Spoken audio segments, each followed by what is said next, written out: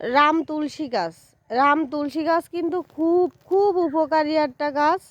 এই যে যারা চেনেন না তাদের একটু দেখাই রাম তুলসী গাছ কিরাম হয়। এই যে রাম তুলসী গাছের কিন্তু এই যে মঞ্জুরি বেরোয় গেছে, আর এই মঞ্জুরি যখন পাইকে যাবে এই যে এটা তখন হলো বীজ যদি ছড়াই দেওয়া হয় তখন এই রাম তুলসী গাছে আবার ভরে যাবে।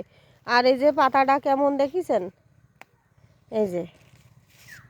এই যে ঠান্ডা জ্বর সর্দি কাশি যদি হয় এই পাতার রস খালি যে কি উপকার। এই পাতার রস আর 1 চামচ মধু আর এই পাতার 1 চামচ রস খাইয়ে দেবেন, কি যে উপকার সবাই জানে কম বেশি, তারপরেও আমি জানালাম। আমাদের বাড়ি অনেক আছে এই যে রাম তুলসীর গাছ, যারা চেনেন না তারা কিন্তু ভালো করে দেখে নেন। এই যে পাতাটা কিরামের হয়, আর এই যে মঞ্জুরি কিন্তু ভরে গেছে, এইটাই হলো রাম তুলসী গাছ।